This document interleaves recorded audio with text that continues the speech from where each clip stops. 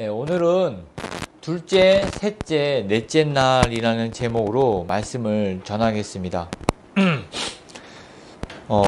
목사는 신학을 평생 해야 하는 학자의 사명을 받았습니다. 그래서 그 성직을 감당할 때 꾸준하게 신학의 학문을 연마해야 할 또 의무와 책임이 있는 것이죠. 신학은 조직신학, 역사신학, 성경신학, 그리고 실천신학 등으로 나뉘어져서 방대한 분량을 두루두루 다루고 있습니다. 목사는 이러한 각계의 신학 분야를 자기 입맛대로 골라서 공부한 것이 아니라 두루두루 섭렵해야 된다는 말씀입니다. 신학의 발전은 수많은 이단 사상들이 생겨나면서 이를 배척하고 또 진리를 수호하고자 하는 의도를 가지고 기독교의 진리를 체계적으로 정립하면서 생겨난 것입니다.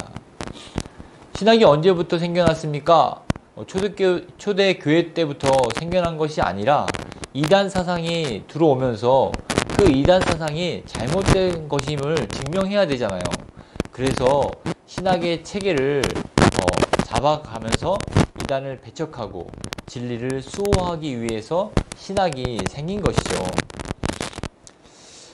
저는 처음 신학을 공부할 때 형식과 내용에 대한 한 교수님의 저술을 읽어보면서 학문은 이런 체계로 되어 있구나 라고 깨달은 바가 있었습니다.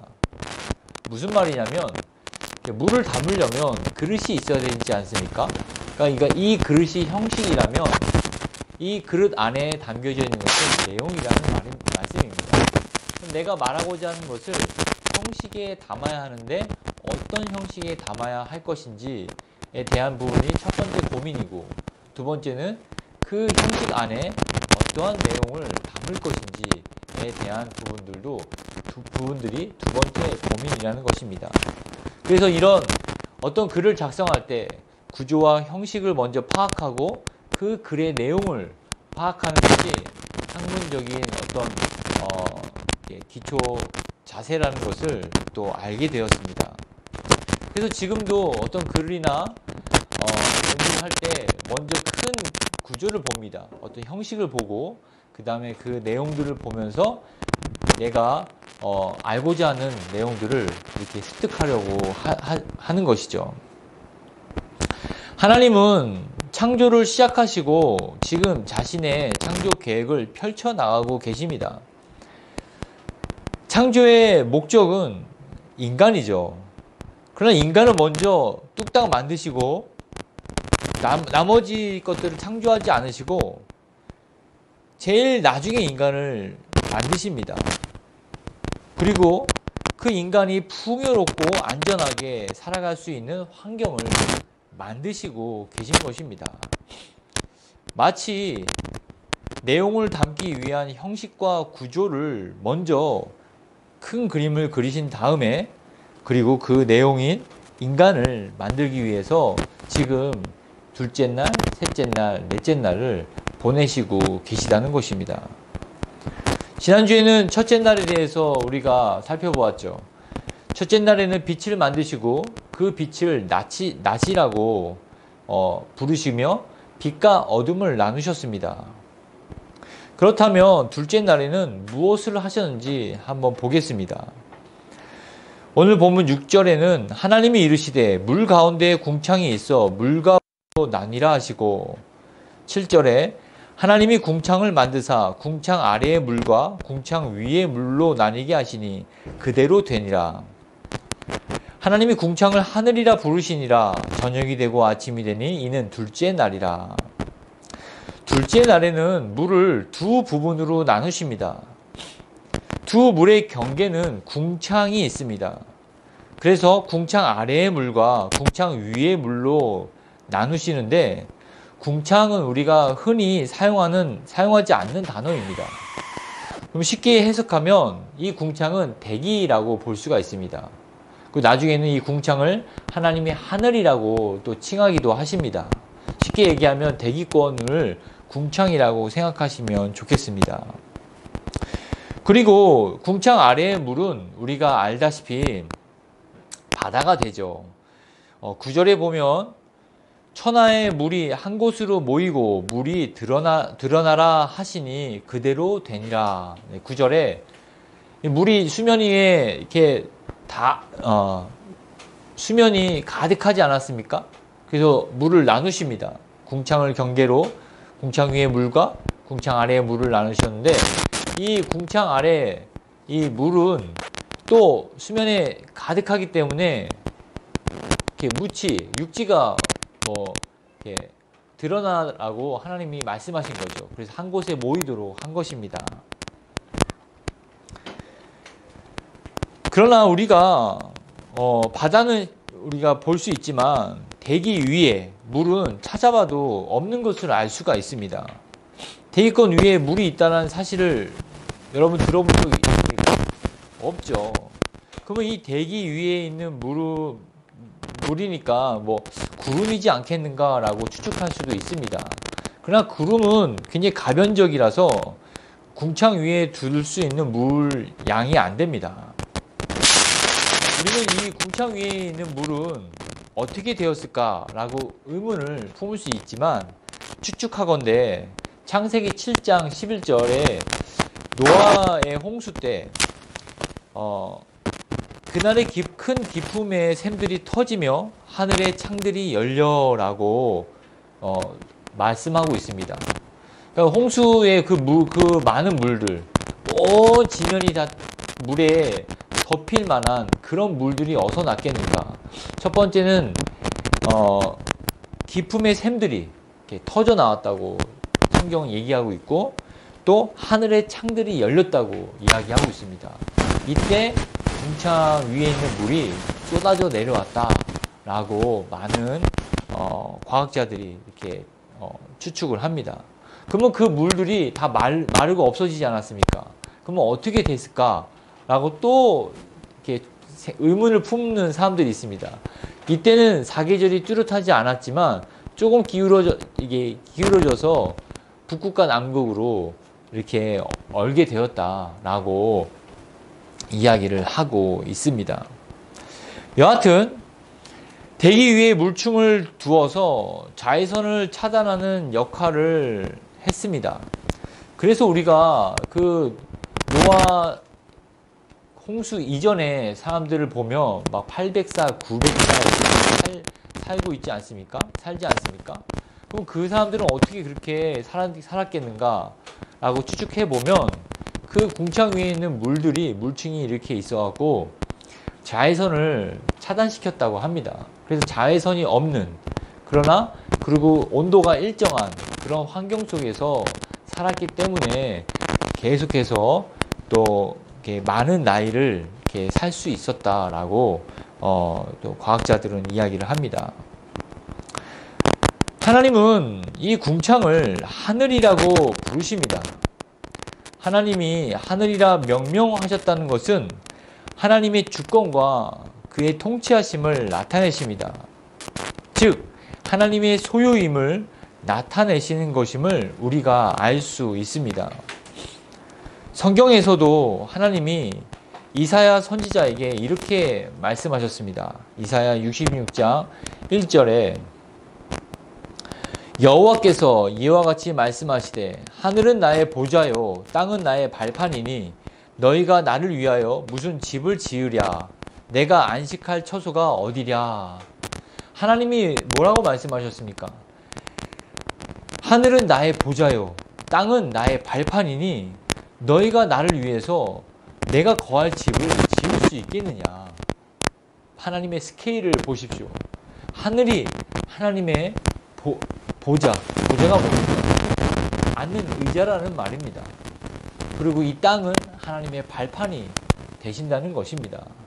얼마나 크고 광대한 하나님이심을 말씀하고 계십니다.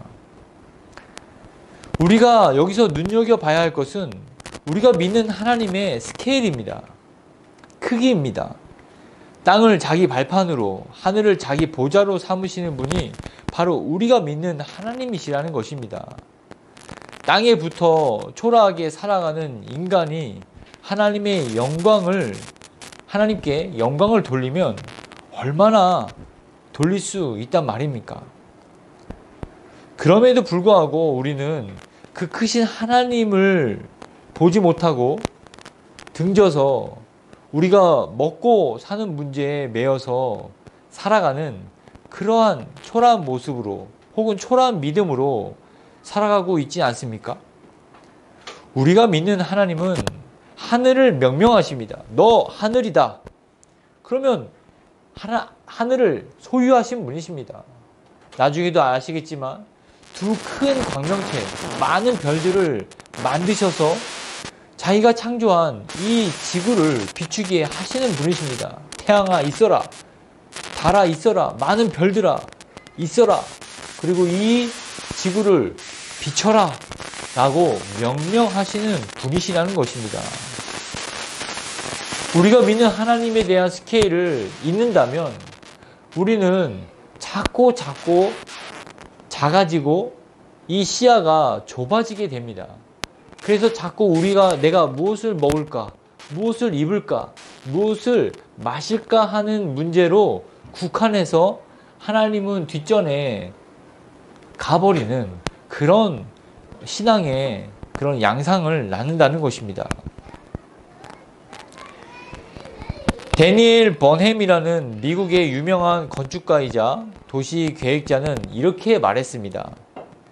작은 계획을 세우지 말라. 그런 계획에는 사람들의 피를 끓게 할 마법의 힘이 없다. 큰 계획을 세우고 희망 속에 높은 목표를 정하고 노력하라 라는 말을 했습니다. 한 사람의 자연인도 자신의 내면의 스케일을 키워서 높은 위상을 향해서 질주해 가기를 권면하고 있습니다. 또 그도 그렇게 살았고요. 하물며 하나님을 믿는 자들의 삶은 어떠해야겠습니까? 높은 이상과 목표를 갖지 못할 망정 하나님의 나라와 세상 나라 사이에서 갈팡질팡하면서 살아가고 있지 않습니까? 우리의 작은 믿음, 이 작은 헌신, 그 작은 희망, 또 작은 목표와 어떤 작은 소망들을 한탄하면서 크신 하나님을 바라보십시오. 그리고 하나님께 이렇게 간구하십시오. 이를 행하는 여호와, 그것을 지어 성취하는 여호와, 그 이름을 여호와라는 이가 이같이 이르노라. 너는 내게 부르짖으라. 내가 내게 응답하겠고 내가 알지 못하는 크고 비밀한 일을 내게 보이리라. 우리가 우리의 작은 믿음과 작은 헌신에서 탈피하기 위해서는 오직 한 가지 방법, 크신 하나님을 만나는 일 외에는 다른 방법이 없다는 것입니다.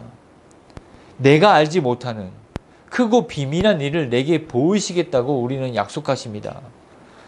우리는 세상 사람들도 자기의 어떤 수준을 뛰어넘기 위해서 많은 값을 치르면서 배우거나 또 전문가들을 만나서 그들에게 배움을 청하지 않습니까? 우리의 신앙을 어떻게 하면 성장시킬 수 있겠습니까? 우리의 헌신을 더 깊이 있게 또 끌어갈 수 있겠습니까? 우리의 믿음을 더 크게 가져갈 수 있겠습니까? 단 하나, 바로 하나님께 부르짖는 것입니다. 하나님께 기도하는 것입니다. 지난주에도 기도에 대해서 말씀을 드렸지만 오늘도 기도에 대해서 말씀을 드립니다. 이렇게 기도에 대해서 계속 강조하도록 하나님이 말씀을 이끄시는 이유는 우리의 기도가 정말 어떠한지에 대해서 점검해보고 더욱더 이 기도의 온도를 높이라고 하시는 뜻이라고 생각됩니다. 먼저는 저에게도 하나님은 말씀하십니다. 너가 정말 나에게 부르짖어 봤냐?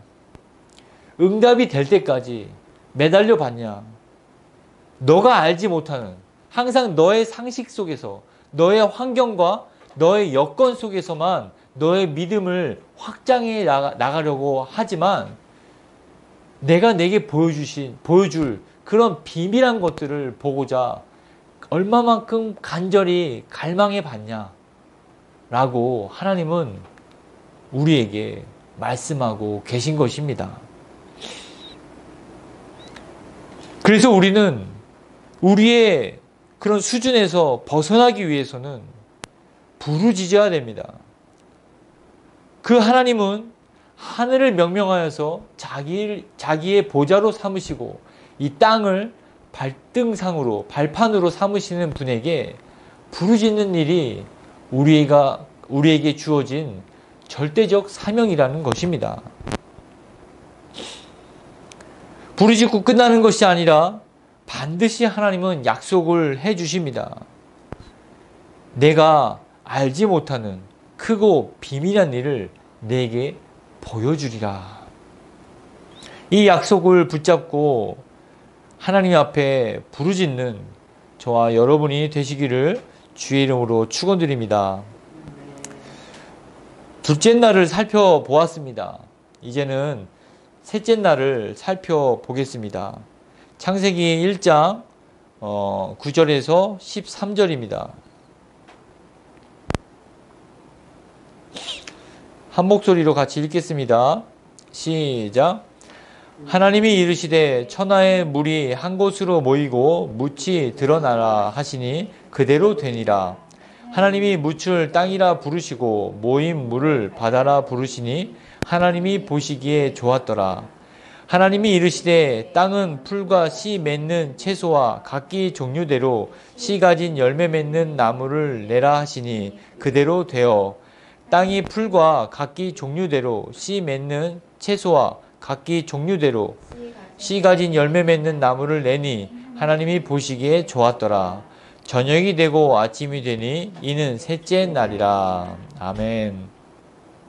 하나님은 물을 한 곳으로 모으시고 육지가 드러나게 하신 후에 그 육지에 풀과 채소와 씨 가진 열매 맺는 나무를 내십니다. 모든 것이 하나님이 보시기에 좋도록 만들었습니다. 셋째 날은 하나님이 보시기에 보기 좋았다라는 표현이 2번 나옵니다. 땅과 바다가 하늘의 명령대로 됨으로 보기 좋았다고 하시고, 또 이 보기 좋았다라는 이 관점은 하나님의 관점이죠. 하나님이 보시기에 하나님의 관점에서 눈여겨볼 필요가 있습니다. 무슨 말입니까? 지금까지 빛도 빚으시고 하늘과 궁창과 땅과 또 바다도 만드시고 채소와 나무 열매 모든 것을 하나님이 보시기에 좋으셨는데, 이는 모두 하나님의 말씀에 순종했다는 것입니다. 하나님의 말씀에 이 자연 만물이 순종했을 때 하나님의 눈에 보기 좋았다라고 하는 것입니다. 무슨 말입니까? 여러분, 우리가 택자들로 구원받은 자들로 우리가 하나님의 기쁨이 되어지는 삶, 하나님의 이름을 영화롭게 하기 위한 삶으로 우리는 부르심을 입었습니다. 그렇다면 우리의 삶은 하나님을 기쁘시게 하는 삶을 살아야 한다는 것입니다. 그 기쁘시게 하는 유일한 방법은 바로 순종이라는 것입니다. 그러나 우리는 간혹 하나님께 순종하는 것이 두렵게 느껴지거나 꺼려질 때가 있습니다. 또한 기분에 내키지 않거나 하나님께 드리는 것이 아까워서 망설여질 때도 있습니다. 남들을 의식해서 순종을 미루는 경우도 있죠. 오직 신자는 자신을 구원하신 하나님을 기쁘시게 하기 위해서 존재한다는 사실을 우리는 기억해야 될 것입니다. 갈라디아서 1장 10절에 이제 내가 사람들에게 좋게 하랴, 하나님께 좋게 하랴, 사람들에게 기쁨을 구하랴. 내가 지금까지 사람의 기쁨을 구하는 것이었다면 그리스도의 종이 아니니라 라고 사도 바울은 고백하고 있습니다. 내가 사람들의 기쁨을 더 구하는 자라면 그리스도의 종이 아니라, 자기의 정체성마저 부인하는 그런 고백을 하고 있습니다. 제 자신도 이 부분을 묵상하면서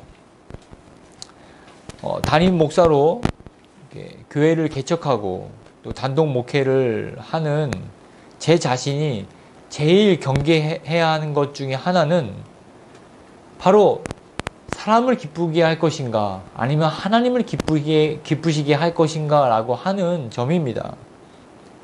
경제적인 어려움이나 또 부족한 믿음으로 이 현실에 타협을 하거나 또 다른 사람들의 또 의식을 생각해서 사람을 기쁘게 하는 방향으로 목회를 이끌어갈까 하는 두려움이 있습니다.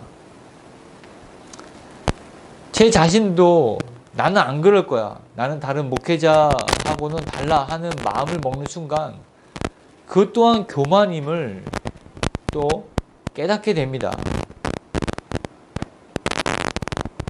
제가 목회하는 방향은 오직 하나님이 정하시는 것이며, 이것은 하나님이 세우신 교회이며 하나님이 역사에 가실 그런 곳이라는 것입니다. 그렇기 때문에 제가 하나님께 드릴 수 있는 것은 오직 순종이며 그 순종을 통한 하나님께 기쁨을 드리는 것임을 저는 이 본문을 통해서 다시 한번 마음에 새기게 하십니다. 하나님의 기쁨이 되기보다 자신의 기쁨, 자신의 당위성으로 하나님께 근심과 후회를 안겨준 한 사람이 있습니다. 바로 사울이죠. 사울 왕이죠. 그는 자신의 난처한 상황과 그리고 주변의 상황 때문에 타협을 해서 사람을 기쁘게 했습니다. 그러자 모든 것을 다 빼앗기고 말았습니다. 저도 이런 불행한 그런 불운의 주인공이 절대로 되고 싶지 않습니다. 그러니 여러분들이 저를 위해서 기도해 주십시오. 하나님의 말씀에 늘 귀를 기울여 믿음을 잃지 않고 말씀에 전심전력하는 사역자로서 하나님이 주신 사명에 사로잡혀 바르게 말씀을 선포할 수 있는 그런 목회자가 되게 해달라고 기도해 주시기를 바라겠습니다. 더불어서 여러분도 여러분 각자를 위해서도 기도하시기를 바라겠습니다. 사람을 기쁘게 하기보다 하나님의 말씀에 순종해서 하나님을 기쁘시게 되는 삶을 온전하게 살게 해달라고 기도하시는 저와 여러분이 되시기를 주의 이름으로 축원드립니다. 자, 이제 넷째 날입니다. 넷째 날에는 하나님이 이제 광명체들을 만드시고 땅에 풀을 내십니다. 풀과 꽃과 온갖 과일 열매들을 내십니다. 그래서 봄, 여름, 가을, 겨울의 변화가 뚜렷하고 1년 365일 12달 또한 하루 24시간의 규칙이 하나님으로부터 정해졌습니다. 인간은 하나님이 정하신 규칙을 발견했을 뿐입니다. 이 시간이 너무 신기하지 않습니까? 어떻게 지금 이 시간이 11시 57분이고 또 이렇게 하루에 정확하게 24시간으로 그 24시간에는 또 한 달이 모여지고 또 일주일이 있고 또 1년이 모아지고 또 규칙적인 어떤 절기가 또 진행되는 모습을 보면서 너무나 신기하지 않습니까?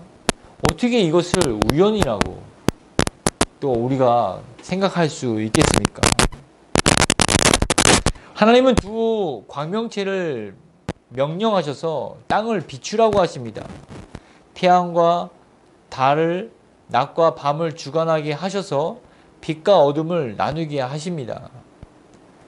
이것 또한 하나님이 보기에 좋다고 말씀하십니다. 둘째 날과 셋째 날과 넷째 날. 내용을 담기 위해서 하나님은 그릇을 만드시는 날입니다. 하나님이 우리 인간을 만드시기 전에 그 환경을 완벽하게 만드신 것을 통해서 우리는 하나님이 우리를 얼마나 사랑하셨는지를 알 수가 있습니다. 한치의 오차도 없이 이렇게 완벽한 환경을 조성하신 하나님을 우리는 높여 찬양해야 할 것입니다. 우리가 너무나 우리의 삶에 이렇게 시야가 고정되어서 살게 되면 찬양거리가 없어집니다. 감사는 하죠. 근데 감사도 한번 생각해 보십시오. 뭐가 더해져서, 뭐가 더 생겨나서 감사하는 것이 대부분이지, 하나님 자체에 대한 내 구원과 내 어떤 죄사함과 하나님이 내게 주신 그 은혜의 감격 때문에 감사하는 경우가 얼마나 되십니까? 우리가 우리의 시야를 가리는 것들이 너무 많이 있기 때문에 이 광대하고 광활한 하나님을 놓치는 경우가 너무나 많이 있습니다. 그 결과 우리의 입술에서는, 우리의 기도에서는 찬양이 작아진다는 것입니다. 시편 기자들을 한번 생각해 보십시오. 그들은 한결같이 높으신 하나님, 능력이 뛰어나신 하나님, 너무나 그 인자하심과 그 선하심이 너무나 헤아릴 수 없는 그 하나님을 찬양하고 있지 않습니까? 여러분 입술에는 얼마나 많은 찬양이 나오고 있습니까? 숨을 쉬는 것, 내게 주신 공기나 또 하루를 주신 것, 또 비를 내려주신 것, 또 구름을 주신 것, 또 더위를 주신 것, 또 이렇게 계절이 바뀌는 것, 또 하루하루 시간을 보내게 해주신 것, 생명을 연장시켜 주신 것, 건강을 주신 것. 여러분들에게 찬양할 거리가 없다고 핑계할 수가 없습니다. 우리가 눈을 들어서 또 하나님을 인식하게 된다면 하루 종일 찬양할 수 있는 삶을 우리는 살아갈 수가 있다는 말씀입니다. 정말 여러분, 눈을 들어서 세상을 보십시오. 인간이 만든 그런 문명을 보지 말고 하나님이 만드신 것을 보시기를 바라겠습니다. 저녁에 해가 지는 것을 보면서 하나님을 찬양하십시오. 깜깜한 어둠을 또 우리에게 주신 것도 하나님을 찬양할 그런 찬양의 기도 제목입니다. 어둠이 있어야 빛이 얼마나 귀한지를 알 수 있지 않습니까? 빛도 마찬가지이죠. 여러분, 창조의 하나님을 우리가 묵상하면 묵상할수록 우리의 낮음과 작음을 보게 됩니다. 동시에 하나님의 크심과 위대하심도 발견하게 되는 것이죠. 그래서 우리는 더욱더 깊은 찬양 속으로 들어갈 수 있게 되는 것입니다.